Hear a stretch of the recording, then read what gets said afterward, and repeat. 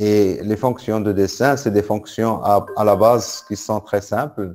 Ça permet de dessiner des formes comme des cercles, des ellipses, des rectangles, des lignes, des polylines, etc. Et en combinant ces différentes formes qui sont à la base très simples, on peut construire des courbes qui peuvent devenir très complexes. Et puis aussi, il y a des courbes mathématiques qui sont très puissantes. On appelle ça les courbes de Bézier. Ça nous permet de dessiner des courbes vraiment qui peuvent être très complexes, mais en se basant sur des concepts qui sont très simples. Pour ce concept, donc, pour les courbes de Bézier, donc, si je vous montre ici très rapidement, c'est quoi? Donc, à partir d'un point P1 vers un point P2, alors je peux tracer une droite. Voilà, donc, et ça, pour faire ça mathématiquement, c'est quelque chose de très simple.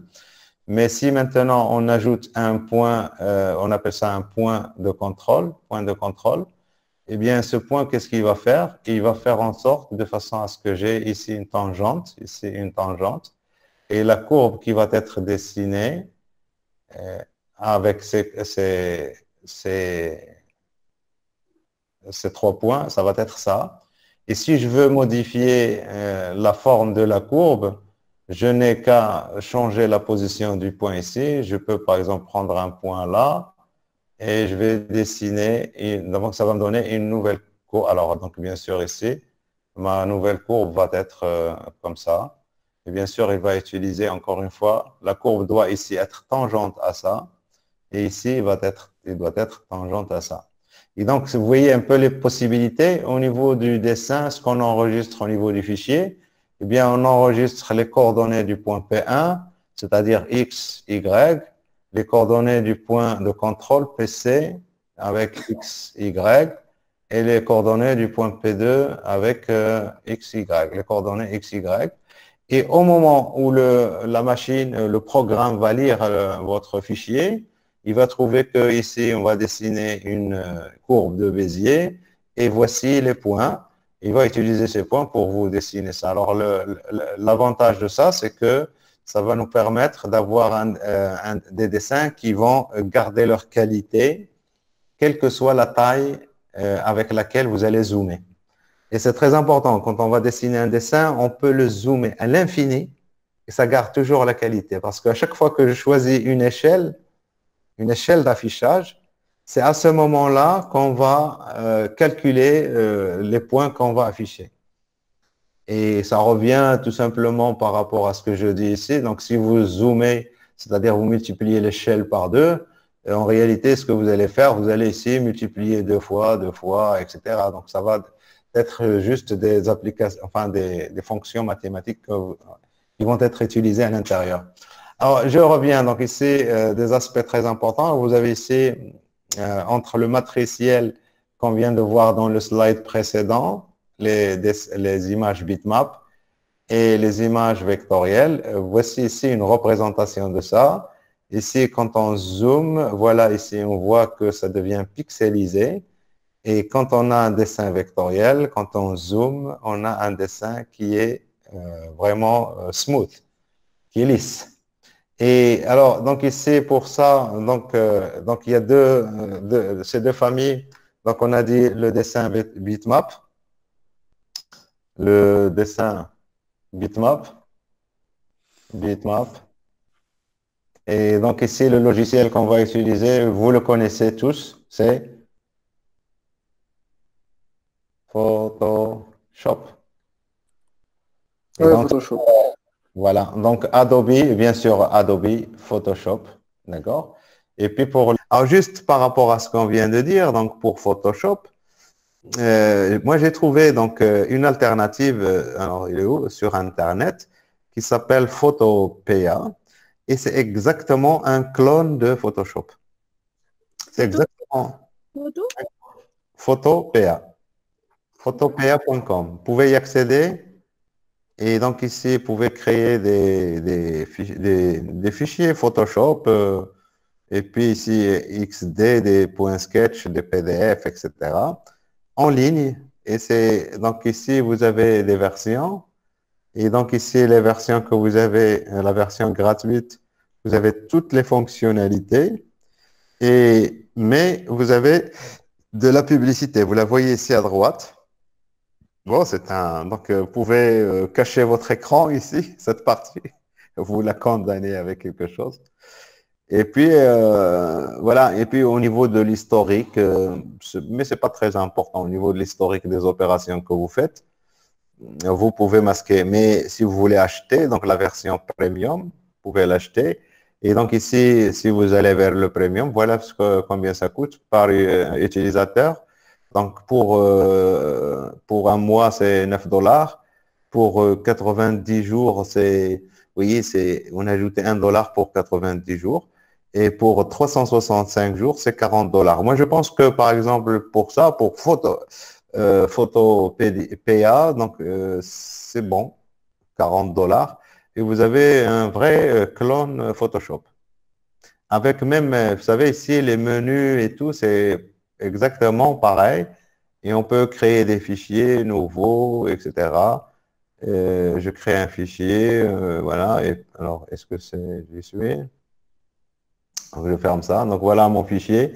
Et donc, je peux travailler dessus pour, je sais pas moi, faire des sélections, remplir.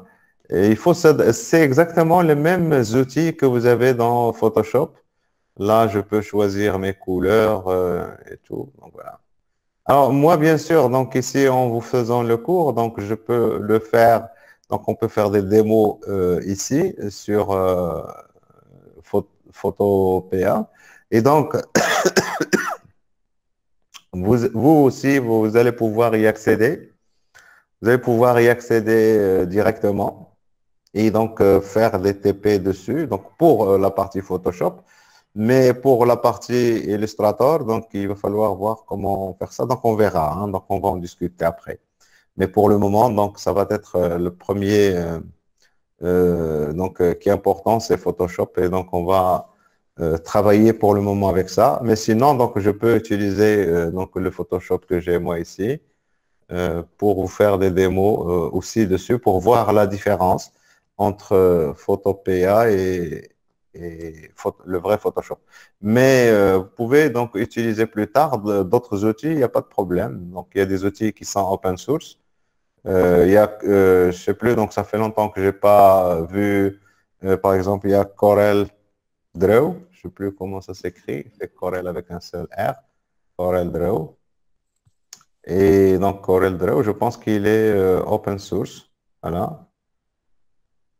Et ça, dans CorelDRAW, vous avez, donc je pense que ça a été fait par une société canadienne à la base. Et ça permet de faire à la fois, donc vous avez des outils pour faire du dessin bitmap et du dessin vectoriel. Bon, ça prend un peu de temps pour venir, mais c'est pas grave, donc vous pouvez revenir après. Et donc ici, alors évaluer, donc il peut y avoir, alors ça fait longtemps que j'ai pas vu le produit. Mais donc, vous pouvez télécharger les différentes versions pour ça. Donc, on va voir. Peut-être qu'on peut toucher un peu pour voir les différents outils, mais ce qui va être important pour nous, c'est pas de maîtriser complètement l'outil, c'est pas ça le plus important, c'est le concept qu'il y a derrière. Et moi, j'adhère à ce point qui est très important, c'est le concept. Et après, l'outil, vous allez utiliser CorelDRAW ou vous utilisez GIMP ou vous utilisez Illustrator, hein, c'est à vous de voir et en fonction de là où où vous travaillez. Alors, je reviens à mes slides.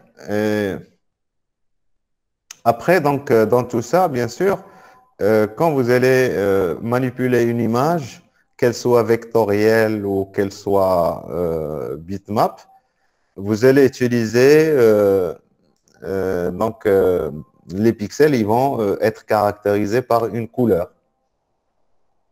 Et cette couleur, derrière, mais c'est quoi la couleur? Vraiment, la couleur, c'est une onde électromagnétique.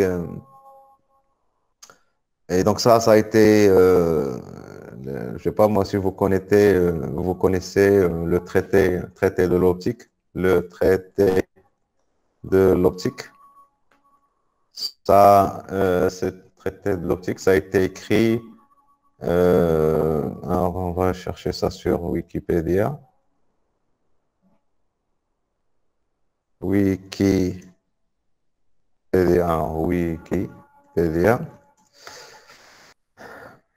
traité de l'optique. Ibn al-Haytham. Vous connaissez Ibn al-Haytham? Non.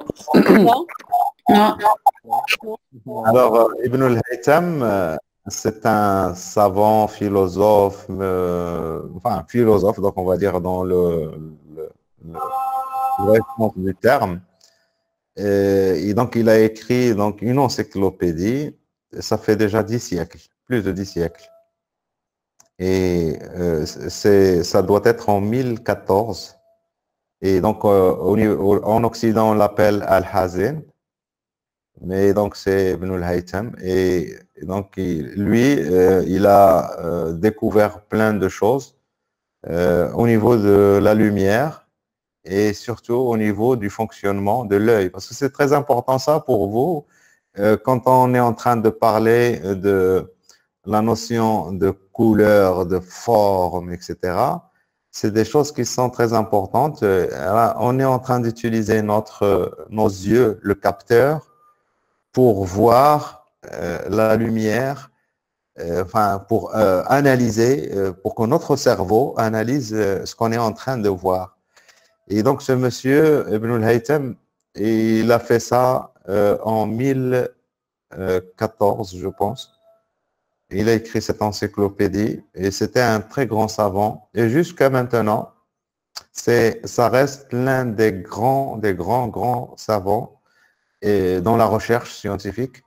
Donc, il a écrit le traité de l'optique, mais aussi, donc, c'est le père de la méthode scientifique, vous voyez ici, la méthode scientifique et la recherche scientifique. Vous pouvez lire ça après, donc, si vous voulez, mais c'est la méthode qu'on utilise. Moi, je suis professeur-chercheur et c'est la méthode qu'on utilise jusqu'à aujourd'hui au niveau de la recherche scientifique. Et ça a été inventé par lui. Et je pense que ça doit être Ibn al-Haytham a prouvé que la lumière voyage en ligne droite à l'aide de la méthode scientifique. Et vraiment, donc ici, c'était en 1014. Et après, est venu Newton, est venu, comment il s'appelle, avant Newton, l'artiste, comment il s'appelle, Leonardo da Vinci. Et donc, Leonardo da Vinci, c'était un chercheur.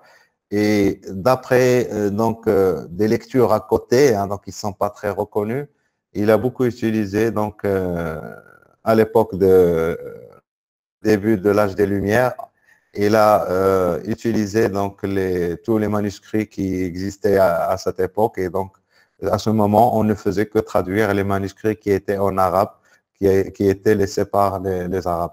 Alors donc, je vous invite, donc ça, c'est une chose qui est très importante à voir pour ne pas être complexé par rapport à notre niveau de savoir actuel.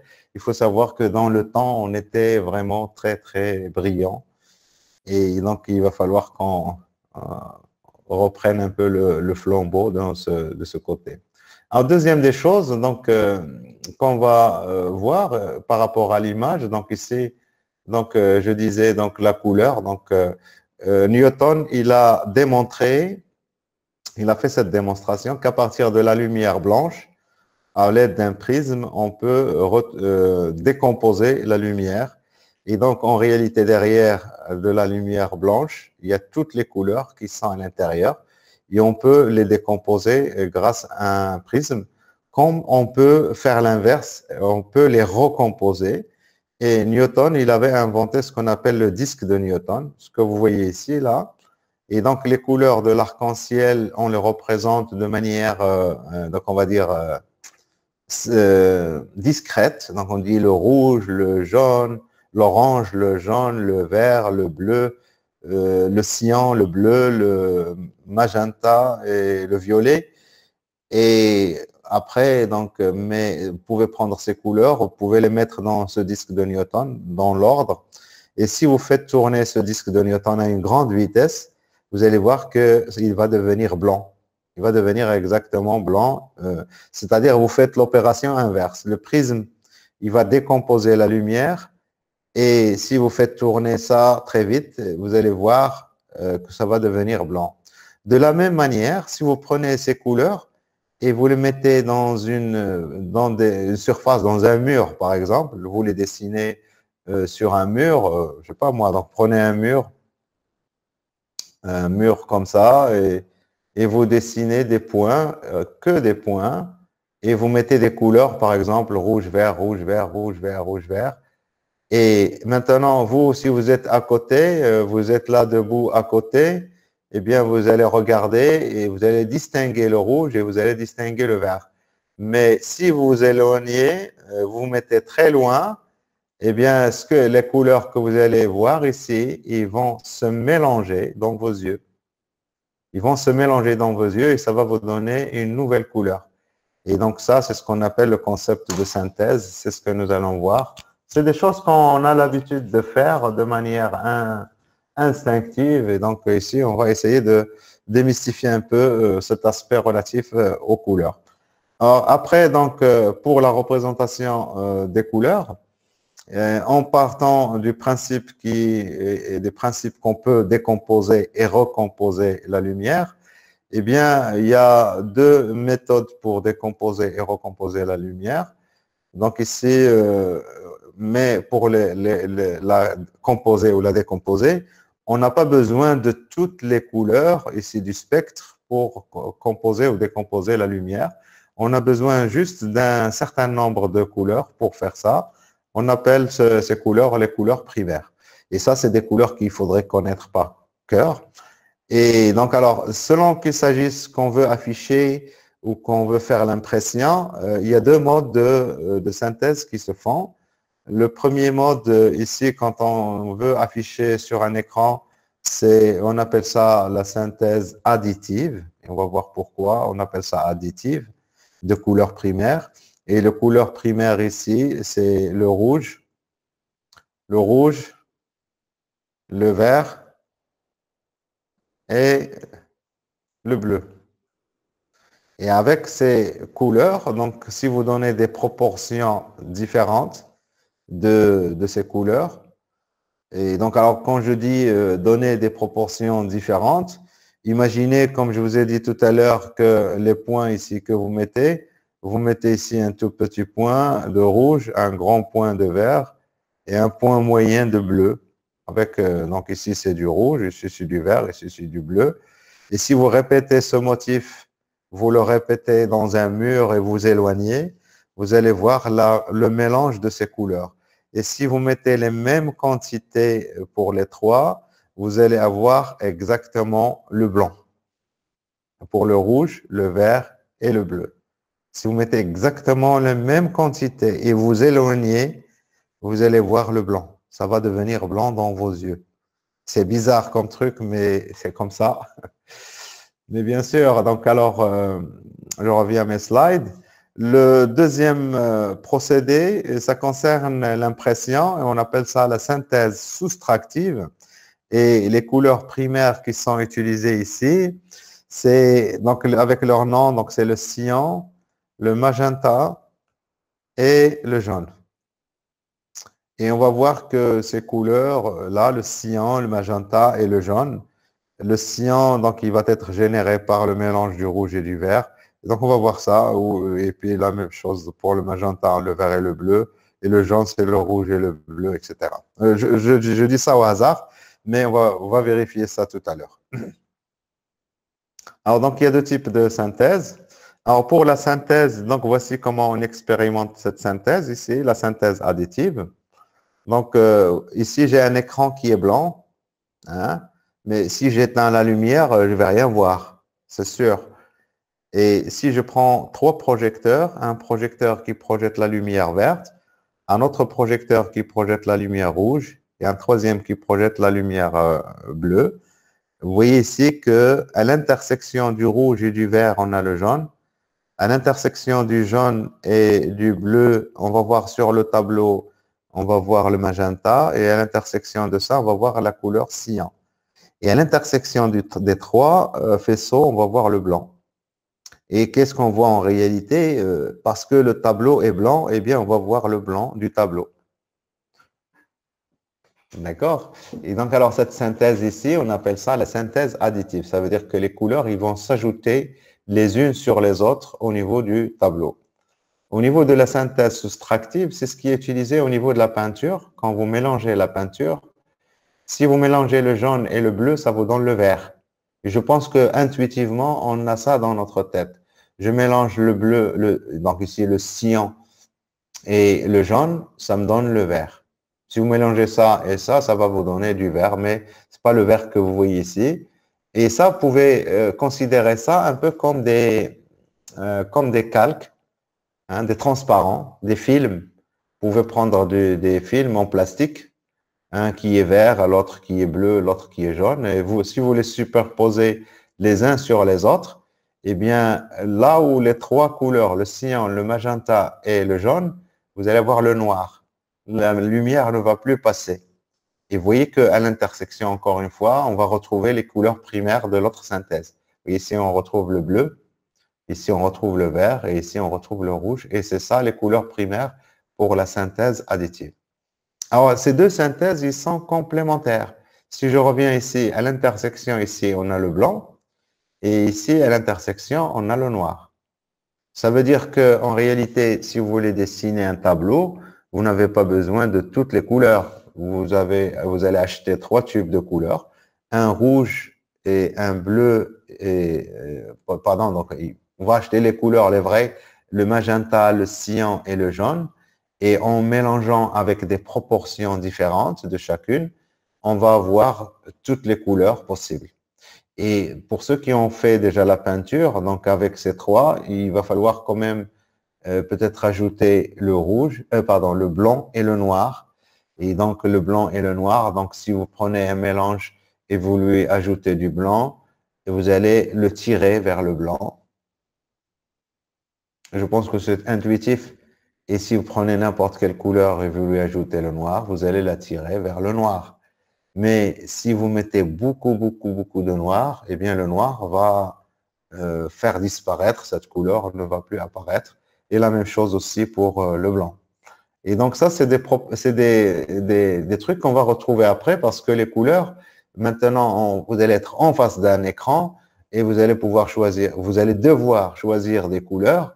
Et donc, quand vous allez avoir ces concepts, si vous les connaissez, eh bien, vous allez bien sûr, donc c'est pas ce concept qu'on va utiliser. La plupart du temps, on va utiliser ce concept ici de la synthèse additive pour choisir nos couleurs.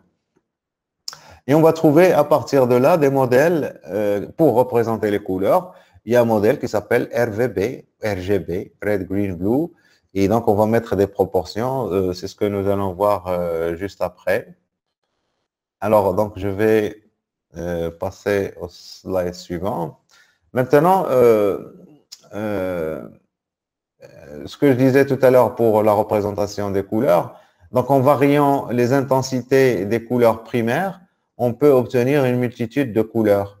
Et donc, si on est en train de travailler sur des images qui sont représentées au niveau d'un écran, eh bien, ces quantités que vous donnez au niveau de chaque couleur primaire, eh bien, il va être représenté par un nombre. Et donc, en fonction du nombre alloué à chaque pixel, on va avoir un certain nombre de couleurs. Donc, alors, si vous avez pour chaque pixel, vous mettez un bit, eh bien, vous allez avoir 2 puissance 1 égale à 2 couleurs. Et donc, un bit, ça veut dire c'est comme si vous avez une lampe, soit elle est allumée, soit elle est éteinte. Mais bien sûr, donc ici, quand on dit, quand on a un bit pour représenter la couleur, la notion de couleur, ça ne veut pas dire forcément que c'est noir et blanc. Ça peut être jaune et vert, ça peut être bleu et rouge. Mais soit c'est bleu, soit c'est rouge, soit c'est bleu, soit c'est rouge. D'accord? Donc, vous avez un maximum de couleurs. Donc, si vous représentez votre couleur, la couleur d'un pixel avec 8 bits, vous allez avoir 2 puissance 8, ça vous fait 256 couleurs. Et donc, le nombre de couleurs, déjà, ici, il est important. Mais la plupart du temps, vous allez avoir 24 bits. C'est le cas de tous les écrans actuels que vous trouvez sur le marché. Et donc, avec 24 couleurs, 24 bits, pardon, vous avez 2 puissance 24 et ça vous fait 16 millions de couleurs. Alors, on peut imaginer 16 millions de couleurs. C'est un peu comme si vous prenez, je sais pas moi, donc un instrument de musique et vous dites que vous pouvez taper 16 millions de notes, enfin de notes, enfin, de fréquences différentes.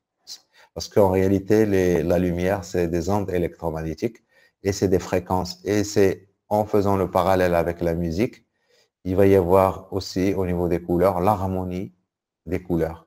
Comme on parle d'harmonie au niveau de la musique, je sais pas moi, il y a les accords, vous faites do, mi, sol, et donc là c'est un accord. Il y a des distances parce que s'agit de fréquences et il y a des distances entre chaque fréquence et le fait que la fréquence suivante est en harmonie avec la première, elle est le double par exemple de la première, etc. Ça fait que le son, quand vous l'entendez dans vos oreilles, ça va pas vous déranger, au contraire, ça va vous exciter. Et c'est la même chose au niveau des couleurs. Ça va vous exciter, mais cette fois-ci au niveau de vos yeux. Et surtout quand vous faites une composition, vous faites des couleurs les unes à côté des autres, il faut que ces couleurs soient harmonieuses. Alors, il ne faut pas considérer 16 millions de couleurs comme beaucoup, mais vous avez la possibilité d'avoir 16 millions de couleurs. Et du moment où vous allez choisir une couleur, et il faudrait en choisir d'autres qui vont être harmonieuses avec la première. Et le fait de choisir d'autres qui sont harmonieuses avec la première, on appelle ça, donc les couleurs que vous allez choisir, on va appeler ça une palette de couleurs. Et quand vous définissez des couleurs pour une entreprise, vous allez définir une palette de couleurs. Et donc, on verra après les outils qui vont nous permettre de nous aider à choisir une palette de couleurs pour que les couleurs ne soient pas, bon, pour qu'ils soient harmonieuses entre elles. Alors, bien sûr, donc, les couleurs, pour les représenter, on utilise des modèles. Et donc, en informatique, ces modèles, on les appelle des modèles colorimétriques. Et ces modèles, donc le modèle qui provient directement du concept qu'on a vu tout à l'heure de la synthèse ici, le modèle utilisé pour l'affichage au niveau des écrans, c'est le modèle RVB. Parce que en réalité, un pixel, c'est quoi? Un pixel, c'est tout simplement, vous avez donc on va dire trois grains de phosphore. Et ces grains de phosphore, vous allez les exciter et quand vous allez les exciter avec on va dire avec des électrons, ils vont s'illuminer. Et donc il y a un qui est rouge, il y a l'autre qui est vert, il y a l'autre qui est bleu. Et donc quand vous excitez ce grain de phosphore, vous pouvez ne pas l'exciter, donc là le niveau c'est 0. Quand vous pouvez l'exciter au maximum, et là le niveau c'est 255. Et là, ça veut dire que vous avez 8 bits pour exciter un grain de phosphore. Et donc, pour la même chose pour le vert, la même chose pour le bleu. Et donc, si vous les excitez au maximum, les trois, vous allez avoir 255 pour le vert, pour le rouge. Vous allez avoir 255 pour le bleu, pour le vert, et 255 pour le bleu. Alors, au niveau de la notation, donc ça c'est une notation décimale, mais on peut noter ces chiffres et ces nombres ici en hexadécimal. Je ne sais pas si vous avez une idée sur c'est quoi l'hexadécimal. C'est juste, au lieu d'utiliser là, quand on compte avec les chiffres de 0 jusqu'à 9. Avec l'hexadécimal, on va compter de 0 jusqu'à F. Et donc, bien sûr, il va y avoir de 0 jusqu'à 9. Et après 9, on a A, B, C, D, E, F. Et donc, vous allez avoir des chiffres, par exemple 255, c'est exactement deux chiffres, c'est FF. Et donc ici, FF, et là, c'est FF. Et bien sûr, la valeur 0 dans l'hexadécimal correspond exactement à la valeur 0 dans le décimal. C'est pas important, donc ici, c'est juste ici, il faut savoir que c'est une quantité qui est exprimée dans une autre base mathématique et non pas la base 10, mais sur la base 16. Ça permet d'écrire de manière De toute façon, les ordinateurs, ils n'utilisent pas le décimal à la base, ils utilisent le binaire et l'hexadécimal à la base. Et donc, puisqu'on est en train d'utiliser le digital, donc forcément, on est à un moment donné obligé de parler de hexadécimal. Il ne faut pas que ça nous rebute, c'est juste une manière de compter les choses. Alors, donc ici, donc je reviens juste pour voir ce qu'on a dans le slide. Alors, RVB, donc au niveau de ce modèle, très rapidement, donc si on doit le voir, qu'est-ce que ça représente. Donc, si je prends, et donc ici, je mets ici FF, FF, FF. Ça, c'est le rouge, ça, c'est le vert, et ça, c'est le bleu. Alors ça correspond au blanc. Ça veut dire que par rapport à ce qu'on vient de dire ici, je vais exciter au maximum les grains de phosphore de l'écran, par exemple. Ça, c'est les écrans des ordinateurs ou de la télévision.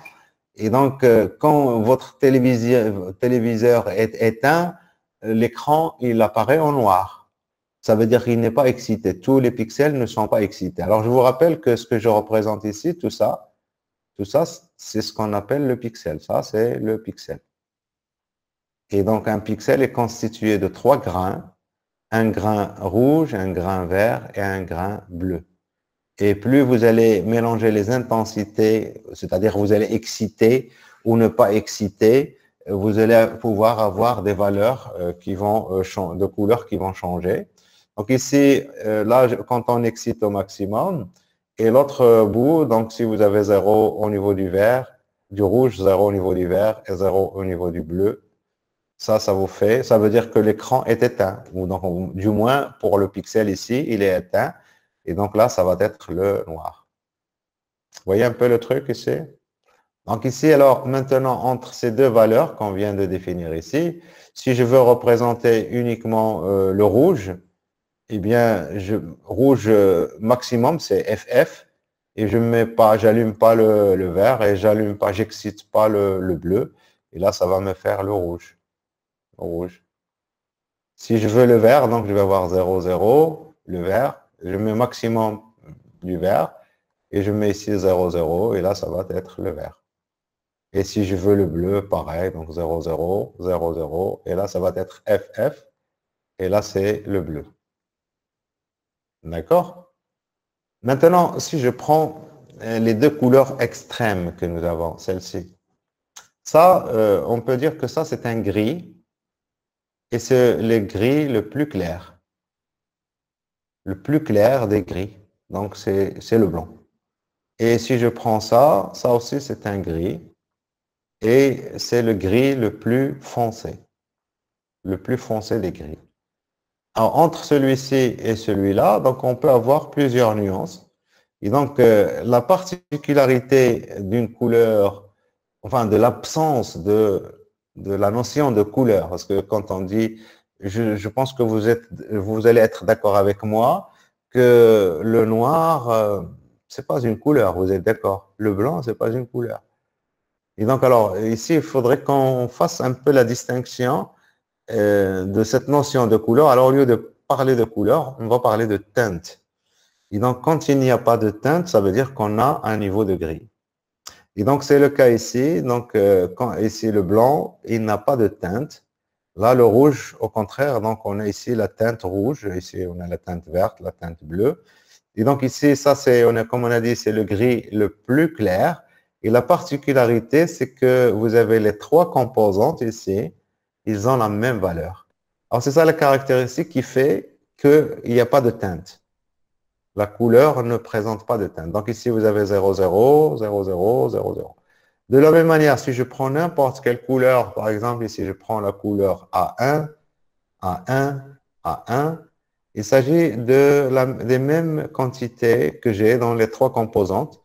Quand les 3 composantes sont égales, c'est-à-dire quand vous avez R égale G égale B, là, vous avez un niveau de gris. Et puisque le rouge, on a dit qu'il varie de 0 jusqu'à 255, et bien sûr, pour avoir l'égalité, donc vous avez au total de 0 jusqu'à 255, ça fait 256 niveaux de gris. Donc, au niveau quand vous allez dessiner, vous allez avoir au maximum, vous pouvez avoir 256 niveaux de gris. Alors, je sais pas, donc là, je suis en train de vous afficher des chiffres, etc. Peut-être ça peut rebuter quelques-uns d'entre vous. Et vous n'avez pas de questions, pas de commentaires, je vais très vite, trop long. Qu'est-ce que vous en dites? C'est bon,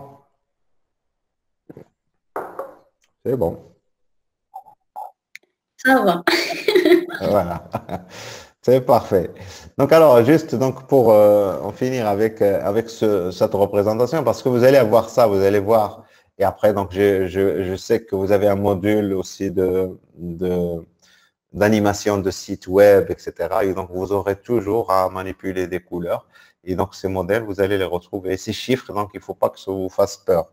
Alors, ici, donc, si je veux, donc, si je prends ça, ça, c'est, on a dit, c'est du rouge. Imaginez ici, donc, ici, c'est, imaginez, donc, je vais faire une représentation de ça, une représentation physique. Donc, je mets ici des curseurs, comme ça.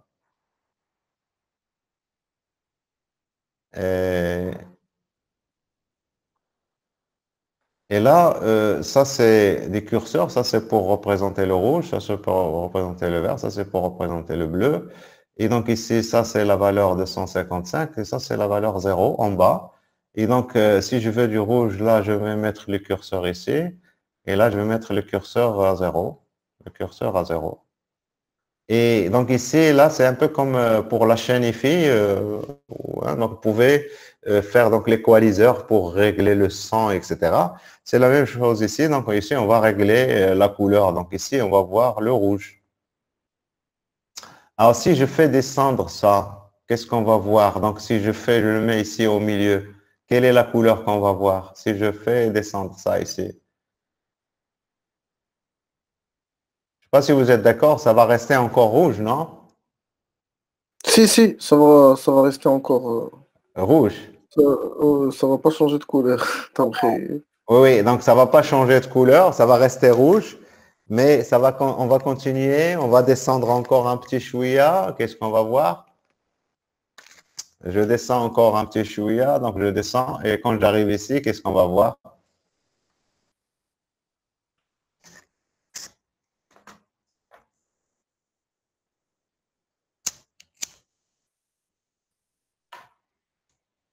Ben, on va voir du noir ici. Donc, si vous avez ici 0, 0, 0, vous allez avoir du noir.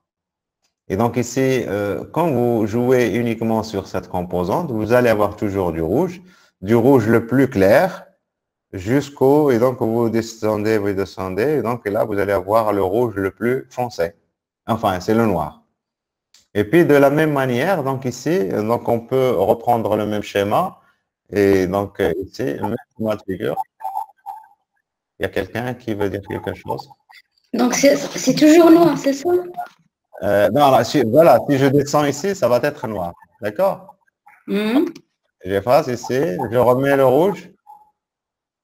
Bien sûr, donc ici, comme je disais, donc si je fais descendre ça vers le bas, plus je descends, plus la couleur c'est rouge, mais ça va devenir plus foncé, plus foncé, plus foncé. Quand j'arrive ici, il va devenir noir. Vous êtes d'accord? Ça, c'est donc on est dans le rouge. Maintenant, Oui, on est d'accord. vous avez compris. Maintenant, je peux faire la même opération. Donc ici, je vais monter ces deux ici. Je vais les monter en parallèle. C'est-à-dire, si je les ramène tous les deux, je les ramène ici, d'accord, au même niveau. La condition, c'est qu'ils restent au même niveau. Eh bien, je vais rester toujours dans le rouge. Mais seulement maintenant, là, je suis en train d'aller vers le blanc. Quand les deux vont arriver ici en haut, donc ça va être complètement le blanc. Vous avez vu un peu les trucs ici? C'est comme si ici, vous prenez la peinture, pour le premier cas de tout à l'heure, si vous faites descendre ça tout seul ici, c'est comme si vous êtes en train d'ajouter du noir. Vous avez du rouge, vous avez un pot rouge, et vous ajoutez de la peinture noire dedans. D'accord? Et le deuxième cas ici, quand vous remontez ces deux, C'est comme si vous êtes en train d'ajouter du blanc et vous remontez, vous remontez. Quand les trois sont tous les trois ici, vous avez les mêmes quantités pour les trois, et bien là, ça va être ça va correspondre au blanc. Alors, juste pour que vous ayez une idée sur un peu comment on va faire des mélanges, quelle est l'influence, donc qu'est-ce que je dois faire pour rester dans une seule couleur, parce que des fois, on a besoin de l'harmonie et je veux rester dans la même couleur, je ne veux pas changer la teinte. Donc là, je suis en train de parler de la teinte. La teinte, on ne veut pas la changer. Et donc, vous voyez ici que ce mécanisme ici, pour jouer avec le rouge, le vert et le bleu, c'est pas du tout très prévisible pour les êtres humains et je pense que vous pouvez le constater par vous-même.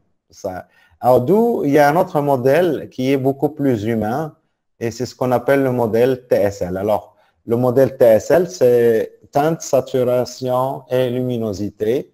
En anglais, c'est hue, saturation et luminescence.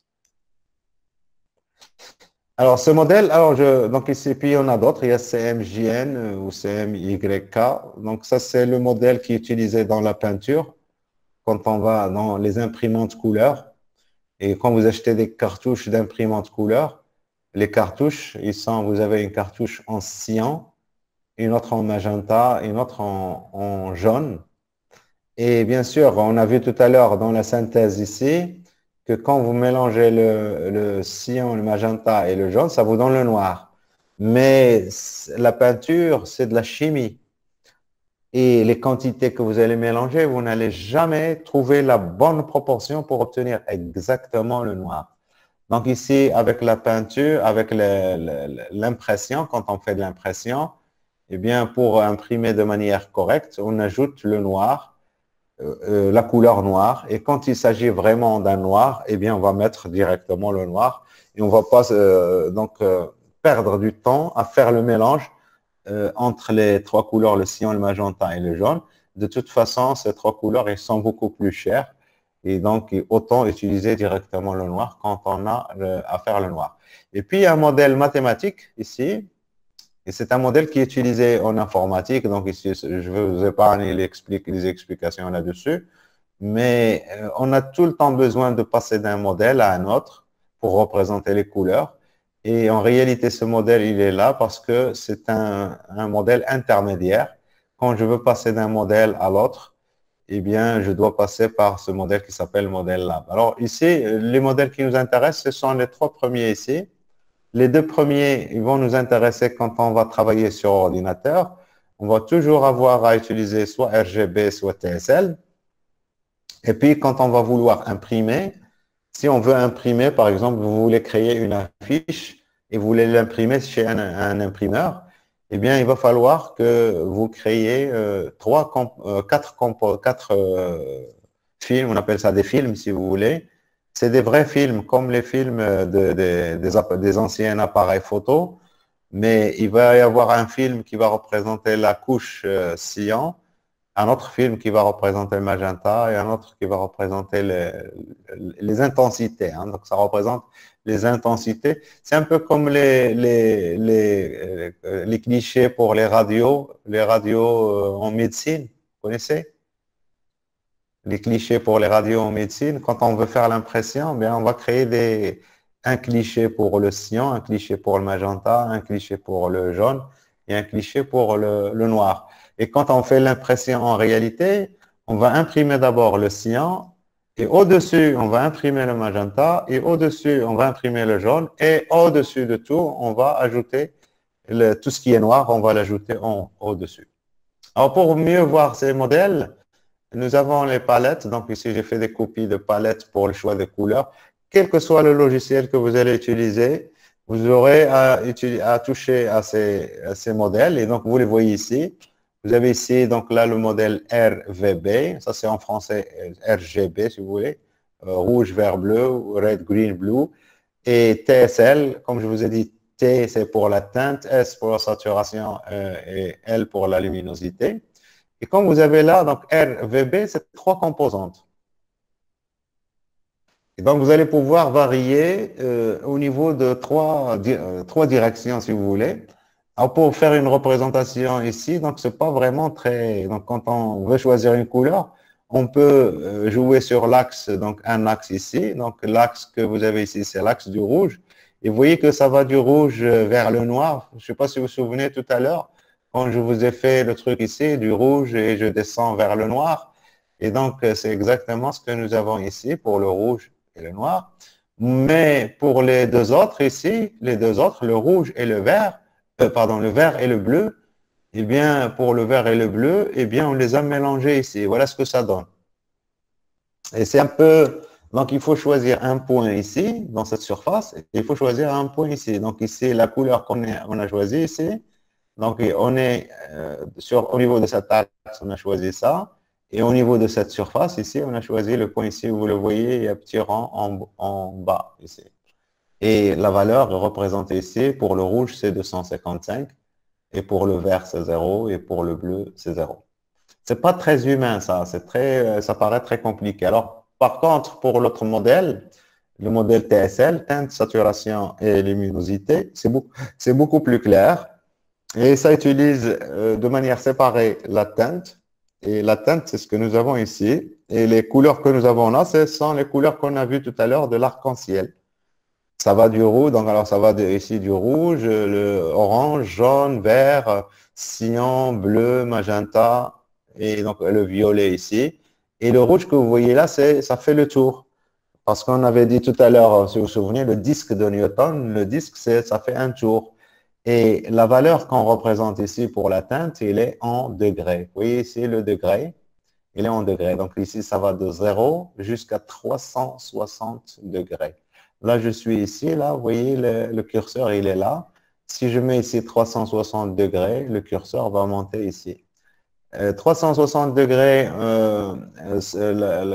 un tiers, ça donne 120 et ça va vous ramener exactement dans le vert. Donc, RG, d'accord? Si je fais encore le deuxième tiers, ça fait 240 degrés. Et 240 degrés, ça va me ramener exactement dans le bleu. Et donc, RGB. Et entre ces trois couleurs primaires, vous avez toutes les couleurs. Et en réalité, c'est des mélanges. Donc, vous pouvez mélanger ces couleurs pour obtenir les autres couleurs. Alors, au niveau de la surface ici, c'est beaucoup plus simple que tout à l'heure. Au niveau de cette direction ici, on a ce qu'on appelle la saturation. Alors, la saturation en couleur, c'est donc l'exemple que je donne toujours ici, c'est un peu comme les jeans, les pantalons en jeans. Quand vous les achetez, ils sont en général, donc ils peuvent être bleus, vraiment un bleu jean. Et plus vous allez les laver, et avec le temps, ils vont se délaver. Et donc, ils vont perdre leur couleur. Et donc, on dit ils perdent leur teinte. Ils vont perdre leur teinte. Et donc, ici, perdre la teinte, c'est venir vers le blanc. Ici. Et donc, c'est toujours du rouge ici, mais c'est comme si vous ajoutez du blanc, si vous voulez, dans cette direction. Donc, on va ajouter du blanc sur la couleur, ici, la couleur pure. Et puis, verticalement, c'est la luminosité. Et donc, quand on va descendre verticalement, c'est comme si on va ajouter tout simplement du noir. Alors, c'est beaucoup plus humain ici. Je choisis la teinte, je choisis la saturation et je choisis la luminosité. Et bien sûr, donc si vous mettez une luminosité de 0%, ça veut dire que c'est noir. Alors, la luminosité, c'est la luminescence. C'est quelle est l'intensité de lumière. Donc, s'il n'y a pas de lumière, on ne va rien voir. Donc, ça va être le noir. Si vous mettez 100%, c'est le cas ici, là. Donc, on est tout en haut. Et au niveau de la saturation ici, on est à 100%, c'est-à-dire on est vraiment à droite. Donc ici, si vous mettez au niveau, si je descends la saturation ici et je mets ici 0, eh bien le point ici va venir ici, ça va devenir blanc. Et donc ici, je peux ne pas toucher à la teinte, ne pas toucher à la luminosité et mettre ici uniquement directement 0. Si je mets ici 0, forcément, je suis dans le blanc. Et bien sûr, si je mets ici 0 et je mets ici 0, là, je vais descendre au coin en bas ici, ça va être du noir. Et donc, entre ça, donc on peut jouer sur ces trois composantes de manière beaucoup plus intéressante et plus facile. Donc, voilà pour ces palettes. Alors, ici, donc au niveau de l'outil qu'on va utiliser ici, donc on va essayer de voir sur Photopea. Donc, le modèle, donc, vous avez ici RGB, vous avez ici HSB, donc ici Hue, Saturation et Brightness. Et donc ici, Brightness, c'est la luminosité. Et donc, vous voyez ici, voici le disque de Newton. Et donc ici, si je mets au niveau de l'angle, ici, je mets 120 degrés, vous allez voir qu'on on va être dans le vert, exactement dans le vert. Si je mets 240 degrés, on va être exactement dans le bleu. Et puis après, donc, quand vous êtes dans une couleur, alors bien sûr, vous pouvez juste cliquer, mais après un certain temps, il va falloir prendre note sur quelle est la couleur que vous utilisez. Alors, soit vous allez utiliser le RGB, soit vous allez utiliser le HSB ou HSL ou TSL, teinte, saturation, luminosité. Donc, c'est le même truc. Après, donc, alors ici, je suis toujours ici à 100%, 100%. Ça veut dire ici 100% de lumière, de brightness et 100% de saturation. Si je vais ici à gauche, donc je vais réduire plutôt la saturation. Si je descends verticalement, je réduis plutôt le brightness. Et si je veux réduire les deux, donc je peux mettre 50-50, si vous voyez ici à peu près. Donc je fais ça à peu près au pif, mais sinon je peux l'écrire et être vraiment très précis. Et donc là, vous voyez la couleur. Et là, ce qui est intéressant ici, c'est que j'ai toujours la même couleur. Je n'ai pas modifié la teinte. La teinte, elle est toujours la même. Ce que je fais ici, c'est comme si je joue sur deux aspects. Verticalement, j'ajoute du noir ici. Hein, là, j'ajoute du noir. Et horizontalement, j'ajoute du blanc, comme ça. Et bien sûr, si je suis tout en bas ici, le noir l'emporte sur le blanc, bien sûr. Donc, on le voit très bien. Donc ici, quand vous mettez ici, là, si je suis là, ou n'importe où sur le bas, tout en bas ici, et donc ça va être toujours du noir. Et là, ce qui est important ici, c'est pas la saturation ici, mais ici, si vous mettez 0, c'est qu'il n'y a pas de lumière et donc on ne va rien voir et ça va être du noir. Alors, j'espère que vous avez pigé, mais aussi, donc, vous pouvez tester, comme je vous ai dit tout à l'heure, donc 255, 00, c'est le rouge. Si je mets ici 255, 255, et là, ça va nous donner le jaune, c'est le mélange du rouge et du jaune. Et si je mets 255 encore un A, et on va voir du blanc. Et donc, vous voyez ici le blanc. Et si je veux un niveau de gris, donc je peux mettre 100, et si je veux que ce soit un niveau de gris, eh bien, il faudrait que je mette la même valeur dans les trois composantes, 100, 100, 100. Et bien sûr, je fais tabulation. Vous voyez ici, c'est un niveau de gris. Et donc, un niveau de gris, donc vous allez jouer tout simplement au niveau du brightness avec 0, 0. Mais ici, donc ici, je monte ici. Et là, peu importe la couleur que vous mettez ici.